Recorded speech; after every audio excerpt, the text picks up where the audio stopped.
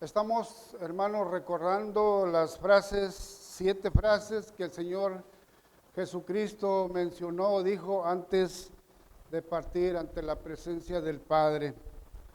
La primera frase, una frase de amor, una frase de perdón que Jesús mencionó. Él dijo al Padre: Señor, perdónalos porque no saben lo que hacen. La segunda frase, una frase de amor, una frase amorosa, una frase de compasión, de cuando dijo a aquel malhechor: de cierto te digo, hoy estarás conmigo en el paraíso. Y hoy vamos a ver, hermanos, la tercera frase, una frase también llena de amor y responsabilidad de parte de Jesús hacia su madre.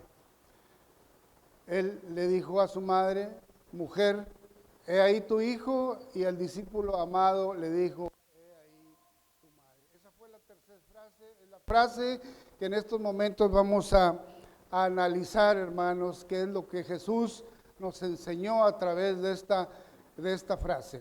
Pero, hermanos, antes de continuar o antes de meternos en esta frase a manera de introducción, yo quiero compartir con ustedes una enseñanza, una doctrina que creo que todos conocemos desde siempre. Porque cuando nosotros iniciamos en el camino de Dios, cuando a nosotros un siervo de Dios se nos acerca y nos habla del Evangelio de Jesucristo y nos invita al arrepentimiento y nos invita a aceptar a Jesús como nuestro Señor y Salvador, siempre lo primero que se nos enseña es que Dios es amor, que Dios nos ama. De hecho, hemos estado cada año, hermanos, analizando y estudiando y recordando estas 7 frases que Jesús dijo en la cruz. Todo lo hizo, hermanos, por amor a la humanidad. Lo primero que se nos enseña, hermanos, es cuando se nos invita al arrepentimiento y a aceptar a Jesús como nuestro Salvador, es que Dios nos ama. Hay un versículo muy conocido por todos, yo creo que el primero que nos aprendemos como cristianos. ¿Cuál es? Juan 3:16. Quiero que todos juntos, hermanos, lo repitamos con fuerza. Dice: porque de tal manera amó Dios al mundo, que ha dado a su Hijo unigénito, para que todo aquel que en Él crea no se pierda, mas tenga vida eterna. Nunca debemos olvidar esto, hermanos. Dios nos ama, Dios es amor, Dios hizo todo lo que hizo por amor a nosotros. Mire lo que dice la Escritura, que cuando nosotros, Dios mandó a su Hijo Jesucristo a morir en la cruz por nosotros, a Él no le importó, hermanos, cómo vivía usted. Él no cuestionó su vida, Él no se fijó si usted era un pecador. Éramos pecadores, pero Él no se fijó a qué se dedicaba usted, ni cuál era su vida, su estilo de vida, ni cómo hablaba, ni cómo vestía. Dice Pablo a los romanos, dice: mas Dios muestra su amor para con nosotros, en que siendo aún pecadores, Cristo murió por nosotros. Cuán grande amor, hermanos, de parte de Dios para nosotros. Yo he titulado este mensaje, hermanos, como Dios es amor. Porque eso fue lo que Dios mostró, hermanos, en esa cruz antes de partir ante la presencia de Dios. Amor, compasión por todos los que estaban ahí en aquel momento. Hermanos, usted puede decir: bueno, pues eso ya lo sabemos, que Dios es amor, por lo que lo hemos aprendido, lo hemos escuchado muchas veces. Cuando alguien nos invita a aceptar a Cristo, hermanos, nosotros lo escuchamos. Cuando empezamos a asistir o a congregarnos a una iglesia, empezamos a leer la Escritura y lo primero que encontramos, creo, como mensaje central es justamente eso, que Dios es amor, que Dios nos ama. Y eso es lo que la Biblia nos enseña desde Génesis, hermanos, hasta el Apocalipsis. ¿Estamos convencidos, hermanos, que Dios nos ama? Dice la Escritura, hermanos, que Dios es amor. Y usted puede decir, bueno, yo amo a Dios. Porque cuando Jesús empieza su ministerio, hermanos, Él dijo: 2 nuevos mandamientos os doy. Primero, amarás a Dios por sobre todas las cosas. El segundo es: amarás a tu prójimo como a ti mismo. Creo que ambos son el complemento. Un mandamiento en 2. Usted puede decir, hermano o hermana, es que yo amo a Dios. Por eso estoy aquí ahora en el templo. Por eso vengo todos los domingos. Vengo en las mañanas, vengo en las noches, los miércoles de oración, los eventos que la iglesia organiza. Ahí estoy yo. Yo trabajo, yo predico, yo enseño, yo hago esto, hago lo otro. Yo amo a Dios. Y sí, hermanos, esa es una muestra de que usted ama a Dios. La pregunta, hermanos, es: ¿cómo está su relación de amor con sus vecinos? Con sus familiares que no son creyentes. ¿Cómo está su relación? ¿Cómo está su relación con los compañeros de trabajo? Con los jóvenes que estudian. ¿Cómo está su relación con los jóvenes? ¿Cómo está su relación, hermanos, con las personas que no le hablan a usted? Dios, Jesucristo, hermanos, nos llama a amar aún a nuestros enemigos. ¿Cómo está, hermanos, nuestra relación con nuestro prójimo? ¿Le amamos? El mandamiento es amar a Dios y amar al prójimo. Es el complemento. Si usted no ama al prójimo, entonces usted no ama a Dios. Dice la Escritura que el que no ama a Dios, no conoce a Dios, porque Dios es amor. Dice el Señor, hermanos: ¿cómo puedes decir que me amas si no puedes amar a tu hermano que lo ves? ¿Cómo puedes decir que me amas a mí que no me ves? Y nos dicen mentirosos. ¿Sí han leído, hermanos, ese pasaje?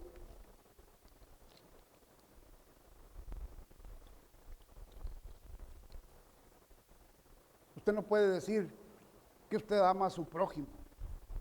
Usted no puede decir que ama a Dios si tiene problemas con su prójimo. El que no ama no conoce a Dios, dice la Escritura, porque Dios es amor. Y es necesario, hermanos, que como iglesia tengamos presente esto. Tal vez usted pueda decir: es que eso ya lo hemos escuchado muchas veces. Hablar del amor, pasajes, toda la Biblia habla de amor. Pero es necesario, hermanos, que escuchemos cuantas veces se pueda ciertos pasajes, ciertas doctrinas, ciertas enseñanzas. Si las aprendemos de memoria, si los escuchamos una y otra vez, si las leemos una y otra vez, ¿qué importa? Son doctrinas que Dios nos manda, importantes para la vida de la iglesia, que debemos guardar en nuestra mente, en nuestro corazón, y hacer de nuestra vida un estilo de vida basado en esas enseñanzas que parece que a nosotros que las escuchamos muy seguido. Es indispensable, hermanos, el amor en la iglesia. Es indispensable el amor en cada cristiano. Porque si no hay amor, hermanos, créame que la iglesia no va a caminar como Cristo quiere. La iglesia no va a funcionar como Cristo quiere. Usted no va a vivir, no va a tener una vida bendecida como debería de tenerla. A veces creemos que sí, a veces creemos que estamos caminando por la dirección correcta, creemos que estamos haciendo las cosas bien, pero no es así, hermanos. No es así. El apóstol Pablo nos invita a examinarnos, examinaos a vosotros mismos. Nos invita a hacer reflexión a nosotros mismos. ¿Qué estoy haciendo? ¿Será mi vida agradable a Dios? Tal vez dañé al hermano en alguna ocasión sin darme cuenta. Y él se sintió, o tal vez lo hice a propósito. Tenemos que amarnos, hermanos. Tenemos que amar la obra. Amarnos unos a otros. Esa es la enseñanza principal de Dios. Cuando el hombre cayó al principio de la creación, hermanos, Dios se preocupó tanto que empezó a formar el plan de salvación hasta llegar a Jesucristo. ¿Y lo hizo por qué? Por amor a la humanidad. Y ahora, hermanos, Jesucristo, estamos recordando esas frases, esas 7 frases que Jesús dijo antes de morir. Dice, hermanos, el versículo número 26. Cuando vio Jesús a su madre y al discípulo a quien él amaba, que estaba presente, dijo a su madre: mujer, he ahí tu hijo.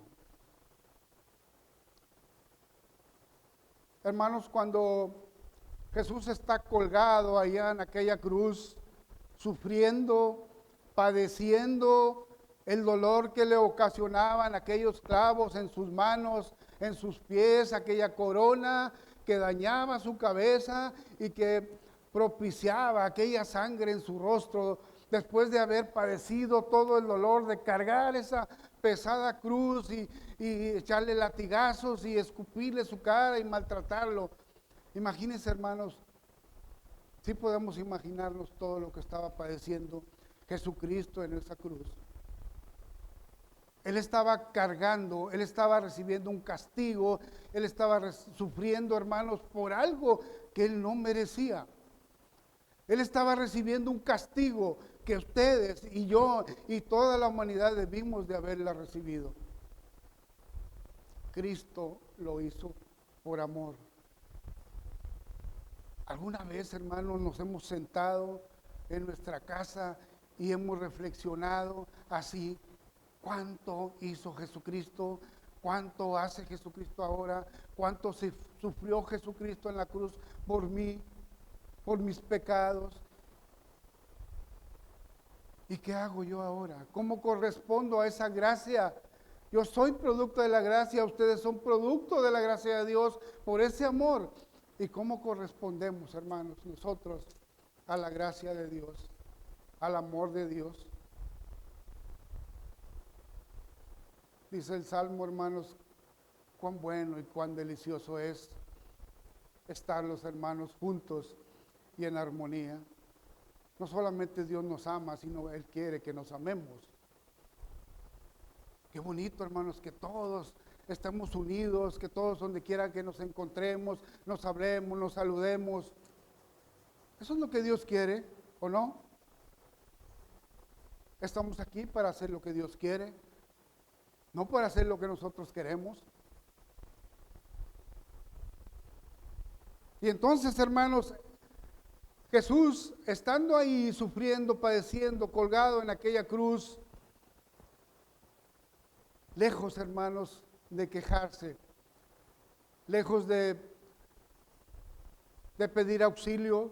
Recordemos que Jesucristo fue 100% hombre, 100% Dios, 100% hombre, y ahí estaba sufriendo como un ser humano. Y creo que cualquier ser humano en esa condición lo que sería era pedir ayuda, lo que haría era pedir ayuda, auxilio. Sin embargo, hermanos, Jesús estaba ahí sufriendo. Y lo que él proyectaba en todo momento fue amor y compasión por todas las personas que lo tenían ahí. Jesús empieza, hermanos, a pasar su vista por todas las personas que estaban ahí. Quizá esperaba ver a toda la gente que en su ministerio estuvo con él, cuando él hacía milagros, cuando él ayudaba a las personas. Quizá Jesús buscaba a esas personas porque muchos le dijeron que iban a estar con él. Quizá buscaba a sus apóstoles que también estuvieron con él en todo momento y que también le dijeron que iban a estar con él hasta la muerte. Pero no estaba nadie, hermanos. De pronto él pone su mirada al pie de la cruz y lo que ve fue a un grupo de mujeres que habían estado con él, que lo conocían, que él había bendecido, y entre ellas estaba María, su madre. Y entonces se dirige a ella diciéndole: mujer, he ahí tu hijo. Y ella, hermanos, cuando escucha esta palabra, voltea a verlo colgado en aquella cruz. Usted se imagina, hermanas, hermanos, lo que ella sintió en ese momento. Jesús entendía el dolor y el sufrimiento de su madre porque Él es Dios. Nosotros no entendemos muchas veces el sufrimiento de nuestras madres. Por eso no obedecemos. Y a veces hasta decimos: estás exagerando. Cuando nos llaman la atención y nos dicen: no hagas esto, no hagas aquello, no salgas a esta hora, es peligroso. Y no entendemos a nuestras madres y decimos: no, no pasa nada, estás exagerando. Dios Jesucristo, hermanos, entendía a su madre. Él sabía lo que ella estaba sufriendo. Seguramente ella recordaba, hermanos, en ese momento, desde que Jesús nació. Recordemos, hermanos, que cuando Jesús nació, justo muy pequeñito lo quisieron matar. La autoridad en ese tiempo, Herodes, quiso matarlo. Dice que mandó matar a los niños menores de 2 años con la intención, hermanos, de acabar con la vida de Jesús. Pero el ángel de Dios lo sacó y lo llevó a Egipto para protegerlo. Después el ángel de Dios lo regresa, pero ya no van al lugar donde él había nacido, sino que ahora van a Nazaret, donde ahí Jesús, hermanos, empieza su vida como un ser humano. Y María seguramente, hermanos, que recuerda todo esto. Desde que él lo quisieron matar, ella empezó a hacer lo que toda madre hace con sus hijos. Seguramente que lo enseña a caminar, porque es lo primero que las madres hacen con uno. Cuando uno empieza a caminar, te agarran y te van a enseñar. Jesús hacía lo mismo, María hizo lo mismo. Después lo enseña a vestirse, a tomar sus alimentos, lo lleva a la escuela, lo lleva a la sinagoga. Es decir, hace lo que toda mujer hace con sus hijos. Y ahora, hermanos, ella lo ve ahí en la cruz. Lo había protegido toda su vida, 33 años protegiéndolo, cuidándolo, y ahora él estaba ahí, sufriendo. Ella ya no lo vería más, hermanos. Ya no vería más a su hijo. Ese día él dejaría de ser su hijo para pasar a ser su salvador. Y ella estaba sufriendo. Y Jesús lo sabe. Por esa razón, hermanos, Jesús hace lo que todo cristiano debe de hacer. Recuerda la ley de Dios, lo que seguramente su madre le había enseñado también. Deuteronomio 10, ¿qué es lo que dice, hermanos? Honra a tu padre y a tu madre. Es justamente, hermanos, lo que Jesús estaba haciendo. A veces creemos, y eso es lo que se dice en muchas ocasiones, sobre todo los estándares de la sociedad, dicen: tú puedes hacerte cargo de tu mamá, de tu papá mientras estés ahí, pero una vez que tú ya creces y te casas, ya no es tu compromiso. Pero no es verdad eso, hermanos. Jesús nos enseña que nosotros como hijos tenemos el deber de atender a nuestros padres hasta el último momento. Si usted ya se casó, si usted vive en otro hogar, si usted tiene una familia, una esposa, usted debe de atender a su madre y a su padre hasta el último momento. Eso es lo que Jesús nos enseña en esta frase. Después, hermanos, el pueblo judío, fíjense, tenía la costumbre. También Jesús obedece a las costumbres de su pueblo. Se dice que el primogénito en aquella época tenía ciertos privilegios, pero también tenía obligaciones. Y una de ellas era que él, el mayor, tenía que hacerse cargo de su madre y sus hermanos cuando su padre ya no estaba. Jesús, según de acuerdo a lo que la Biblia registra, José ya no estaba. Quizá ya había muerto. Entonces Jesús, hermanos, sabe que tiene la obligación de hacerse cargo de su madre. Ahora él sabe que él ya no va a estar. Él tiene que partir. Él ha cumplido con el Señor y se tiene que ir. Pero no puede dejar a su madre desamparada. Y por eso le dice a ella: mujer, ahí está tu hijo. Ahí tu hijo.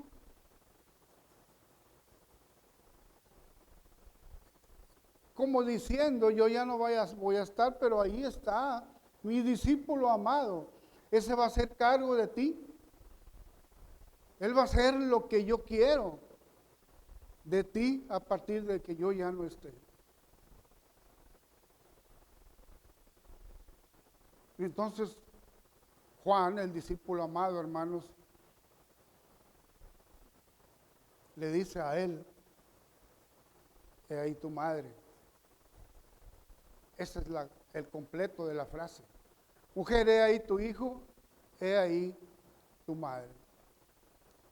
Y seguramente, hermanos, que Juan, el discípulo amado, sabía, pudo interpretar esas palabras de Jesús cuando le dice: ella es tu madre ahora, tú eres su hijo ahora. Sabe que Juan tenía una relación muy bonita con Jesús, una relación muy estrecha, eran grandes amigos, inclusive había un parentesco familiar entre ellos. La Biblia lo llama el discípulo amado de Jesús. La pregunta, hermanos, es: ¿por qué Jesús dejó a su madre en manos de Juan? ¿Será porque era el discípulo amado? Pues sí, tal vez sí. La pregunta es: ¿por qué Juan lo nombran el discípulo amado de Jesús? ¿Qué acaso Jesús no amaba a los demás apóstoles, hermanos? ¿Ustedes piensan eso? ¿Sí los amaba? Porque Dios es amor y Dios ama a todos. ¿Por qué lo llama el discípulo amado? ¿Por qué confió en él, a su madre? Esa gran responsabilidad, ¿por qué? ¿Por qué en Juan? ¿Por qué no en los demás apóstoles? ¿Por qué no en los hermanos de Jesús? Mire, ¿qué dice la Escritura, hermanos, a todo esto? Quiero que pongamos mucha atención a esto, hermanos. Jesús, la pregunta que yo me la hice en un momento, pero ¿por qué le dicen el discípulo amado a Juan? Y sí me pregunté, ¿acaso no amaba a los demás? Si la Biblia dice que para Dios no hay acepción de personas, entonces, hermanos, dice la Escritura que cuando Jesús empieza su ministerio, a sus 30 años, él dice que camina junto al mar de Galilea y de pronto ve unos pescadores, dice Mateo capítulo 4, ve hombres pescando, entre ellos ve a Juan, su hermano, y a su padre. Estaban ellos, dice Juan, ahí reparando sus redes, reparando su barca, quizá iban a salir a pescar y ellos están trabajando. Quizá Juan, hermanos, no imaginaba que ese sería su último día en aquel trabajo. Ese sería su último día en que él estaría ahí en el mar, arreglando su barca, modificando su barca, arreglando sus redes. Él no se imaginaba, hermanos, que en muy poco tiempo él estaría caminando a un lado del Hijo de Dios. Quizás su padre, hermanos, no imaginaba que la expectativa que él tenía con sus hijos no se daría más. Porque Jesús les dice, si quieren venir en pos de mí, síganme. Y Juan, hermanos, dice la Escritura que deja todo lo que estaba haciendo, tira sus redes, tira sus cosas que él estaba ocupando en el trabajo, y entonces se para y empieza a caminar con Cristo. Nosotros, hermanos, como cristianos, como discípulos de Dios, ahora, ¿cuánto tardamos, hermanos, para seguir a Cristo? Cuando Él nos llamó, ¿cuánto tardamos para tomar la decisión de venir al templo? De empezar a leer la palabra, de empezar a servir al Señor. ¿Cuánto tardamos? Dice la Escritura que Juan se levanta, deja todo y empieza a caminar con Jesucristo. Y dice que en todos los eventos más importantes, Juan fue testigo, hermanos, de todos esos acontecimientos milagrosos que Jesús realizó. La Biblia menciona una tripleta llamada Pedro, Jacobo y Juan. Siempre lo menciona así, Pedro, Jacobo y Juan. Ahí estaba Juan. Ellos fueron invitados por Jesús al monte alto y ellos ven, hermanos, esa transfiguración de Dios, de Jesucristo, ese milagro de Jesucristo. Ahí estaba Juan. Cuando ellos van, a Jesús le llaman para revivir a aquella mujer, dice que ahí estaba Juan. En todo momento estaba el apóstol Juan con él. En la última cena, hermanos, dice la Escritura que Juan se le recarga en el hombro a Jesús, proyectando un gran amor entre ellos, una gran amistad entre ellos.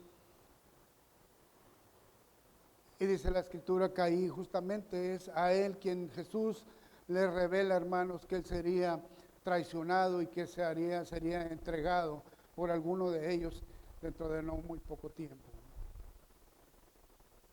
Jesús siempre estaba ahí, hermanos. Entonces esto responde a la pregunta que nos hacemos nosotros.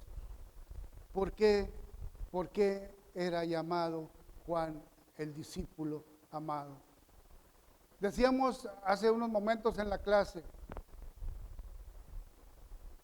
como Pedro dice que si nosotros no tratamos a nuestras mujeres de una manera que Él le agrada a nuestras esposas, no las tratamos como vaso frágil, dice que todo esto va a servir como un obstáculo en nuestras oraciones. ¿Cuántos nosotros, hermanos, como discípulos del Señor, nos hemos quejado y hemos dicho, ¿por qué Dios no me escucha? Tengo tantos meses, años orando por esta petición y yo no veo respuesta de Dios. He llevado esta petición a la iglesia y no hay respuesta de Dios. Y a veces pensamos, yo creo que la iglesia ni ora. No hay respuesta de Dios. Pero ¿sabe por qué? Porque usted mismo está poniendo una barrera frente a usted. Con su conducta, con su falta de amor por los demás, con su falta de amor a Dios, usted está poniendo una barrera frente a usted que impide que esa bendición llegue a usted. Y eso no significa que Dios no le ame, Dios le ama. Pero usted no responde a ese amor que Dios tiene hacia usted. Por eso Juan era el discípulo amado de Jesús, porque siempre estaba a su lado, porque a todo momento cuando Jesús lo llamaba, ahí estaba Juan, obediente a su palabra, obediente a sus mandamientos, siempre, en todo momento, él quería ver qué hacía su maestro, él quería saber qué le aprendía al maestro. Por eso lo llaman el discípulo amado.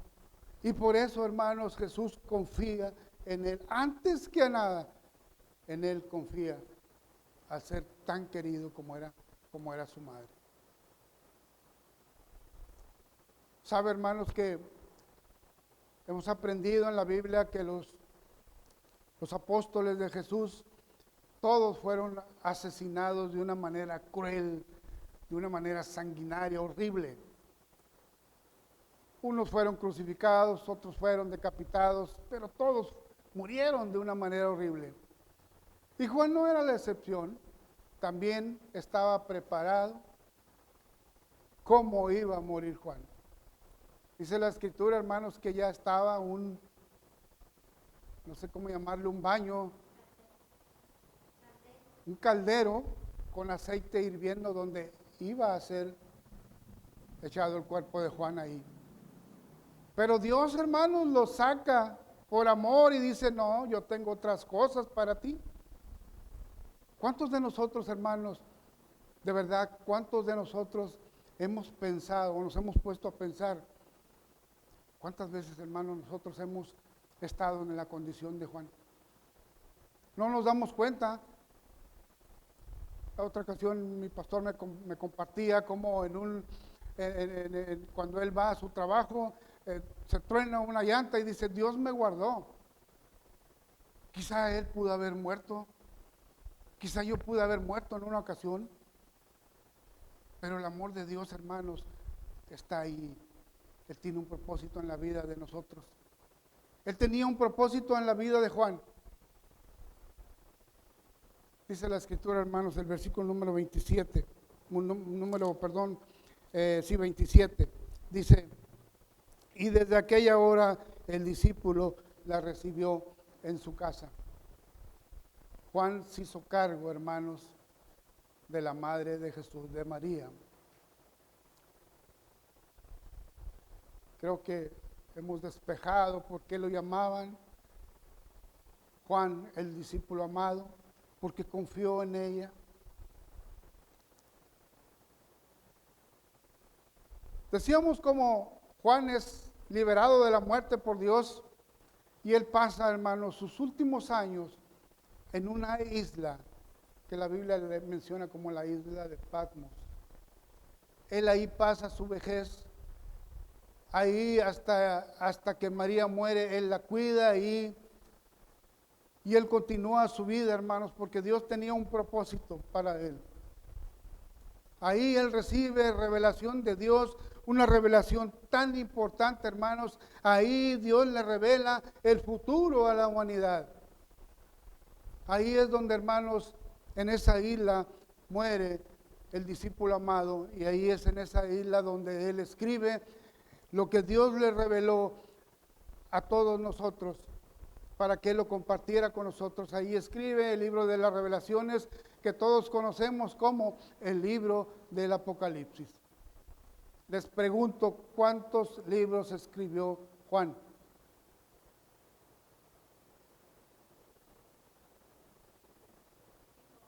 ¿5? ¿Alguien me los puede decir?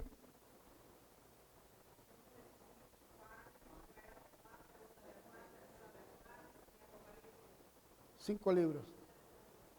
Creo que después del apóstol Pablo, él fue de los que más aportaron a la escritura. Por eso era el discípulo amado. Por eso Jesús le confió a su madre.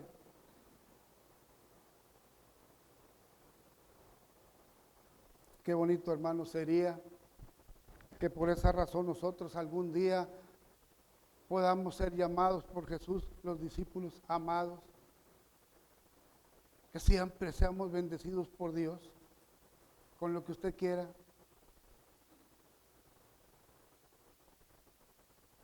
Dios nos ama, hermanos. Dios, todo lo que hizo Jesucristo en la cruz fue por amor del Padre, fue por amor a Dios. A veces nos preguntamos, ¿quién mató a Jesucristo? ¿Fueron los judíos o fueron los romanos? ¿Quién mató a Jesucristo? Él murió, hermanos, porque Él quiso. Él murió por amor a nosotros, por amor a la humanidad. Él siendo Dios, Él pudo zafarse de aquella cruz. Sin embargo, por amar a nosotros, Él lo hizo. Iglesia, ya para terminar, quiero decirles que Dios nos ama tanto y que estamos seguros que Dios vendrá por segunda vez. Jesucristo vendrá por segunda vez.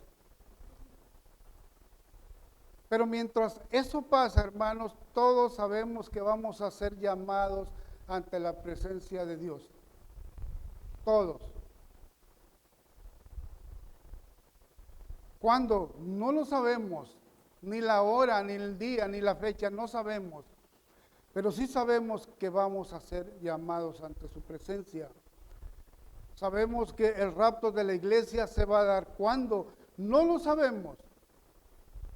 La pregunta, hermanos, es, ¿estamos preparados? ¿Estamos preparados para eso? Si en este momento viniera Jesucristo, el rapto se hiciera, ¿seríamos llevados con Cristo, hermanos? Usted debe de saber. La Biblia dice que sí, pero ¿cómo está su relación con las personas? ¿Habrá algo que corregir, hermanos? Dice Pablo, examínate a ti mismo. Mira cómo está tu relación con Dios. A veces, hermanos, me causa así como a veces hasta risa, que uno presume que yo soy una persona de fe y que tengo fe y predica uno la fe y hace un montón de cosas acerca de la fe, pero cuando tienes un problema, te das cuenta que es mentira. No tienes la fe que tú dices. Tú crees tener fe, pero mientras todo está bien, presumimos de lo que no tenemos. Así es que ahora, hermanos, eso tenemos que pensar. Pablo le dice a Timoteo que tiene que presentarse como un obrero que no tiene nada de qué avergonzarse. ¿Estamos nosotros así, hermanos? ¿Preparados como obreros que no tenemos nada de qué avergonzarnos? ¿O hay que corregir algo, hermanos? Hagámoslo. Hagámoslo. Nadie tenemos garantía de vida, hermanos. Nuestra vida es como la neblina. En el momento está, de pronto ya no va a estar. Es impredecible, hermanos, decir que el día de mañana viene, porque no sabemos. Es que yo tengo un problema con la hermana fulana, pero mañana le pido perdón, pasado mañana, el próximo domingo le pido perdón. ¿Y si ya no estamos, hermanos? Si Cristo nos llama ante su presencia antes, ¿qué va a pasar? Hermanos, no olvidemos que Dios nos ama. Estamos aquí por amor de Dios y por amor a Dios. Correspondamos, hermanos, ese regalo de Dios. Eso, todo lo que Jesús sufrió en la cruz, no solamente lo recordemos y estemos haciendo cosas así. Veo, hermanos, cómo anda la gente en la calle ahí con un Cristo y una cruz y haciendo un montón de show. Y el amor, hermanos, al prójimo, ¿cómo está? ¿Cómo está el amor de Dios? El que no ama, dice el Señor, el que no ama no conoce a Dios, porque Dios es amor. Analicen bien este versículo. Primera de Juan 4:8. El que no ama no conoce a Dios, porque Dios es amor. Si usted en un momento siente rencor, coraje por alguien, cuidado. Usted no conoce a Dios. Puede ser que usted aún no ha nacido de nuevo. Señor les bendiga, hermanos.